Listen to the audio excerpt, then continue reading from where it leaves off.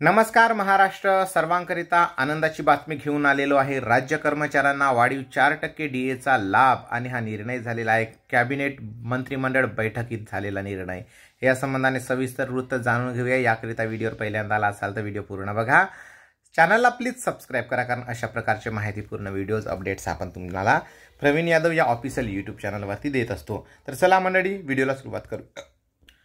बंधूंनो, महाराष्ट्र राज्य शासन सेवेत कार्यरत सरकारी कर्मचारी तसेच सेवानिवृत्त पेन्शनधारकांना केंद्र सरकारच्या धर्तीवर वाढीव 4% लाभ लागू करण्यासंदर्भात राज्य मंत्रिमंडळ बैठकीमध्ये अधिकृत निर्णय घेतला जाणार आहे। मिळालेल्या माहितीनुसार 11 व 12 मार्च 2024 रोजी राज्य सरकारची कॅबिनेट मंत्रिमंडळाची बैठक आयोजित करण्यात आलेली आहे। सदर बैठकीमध्ये आचारसंहिता पूर्वीच राज्यातील विविध प्रलंबित प्रश्नावर तोडगा तसेच विविध उपाय याबाबत सुविधा निर्णय घेण्यात येणार आहेत। यामध्ये राज्यातील सरकारी कर्मचाऱ्यांच्या बाबत केंद्र सरकारप्रमाणे डीए लाभ लागू करण्यात येणार आहे।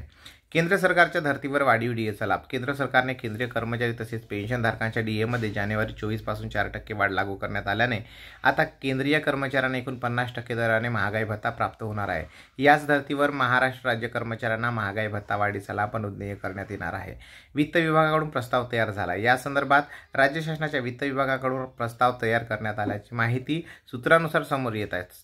सदरचा प्रस्ताव आज व उद्या होणाऱ्या कॅबिनेट मंत्रिमंडळ बैठकीमध्ये सादर केला जाणार असून याबाबत अधिकृत निर्णय माहे घेतला जाणार आहे। माहे मार्च पेड इन एप्रिल वेतनासोबत वाढीव डीएचा लाभ। माहे मार्च पेड इन एप्रिल वेतनासोबत राज्यातील सरकारी कर्मचारी तसेच पेन्शनधारकांना वाढीव 4% महागाई भत्ता व जानेवारी फेब्रुवारी 2024 या 2 महिन्यातील डीए फरकासह लाभ अनुज्ञेय होणार आहे। लोकसभेच्या आचारसंहिता पूर्वीच केंद्र सरकारने घेतलेला निर्णय राज्य सरकारकडून राज्य कर्मचाऱ्यांकरिता घेण्यात येणार आहे। जर बंधूंनो, आपण जर शासकीय कर्मचारी, निमशासकीय कर्मचारी, शिक्षक, शिक्षकेतर कर्मचारी किंवा इतर कर्मचारी तसेच सेवानिवृत्त आणि पेन्शनधारक असाल, कुटुंब निवृत्ती वेतनधारक असाल तर आपल्या या चॅनलला सबस्क्राइब करून ठेवा, कारण या संबंधाच्या हिताचे सगळे शासन निर्णय आणि अपडेटेड माहिती मी तुमच्यापर्यंत घेऊन येत असतो। मित्र, माझे बातमी नरेशन जर आवडत असेल तर प्लीज एक लाईक करा, कमेंट्स करा, चॅनलवर पहिल्यांदा चॅनलला सबस्क्राइब करायला विसरू नका। जय महाराष्ट्र, थँक्यू।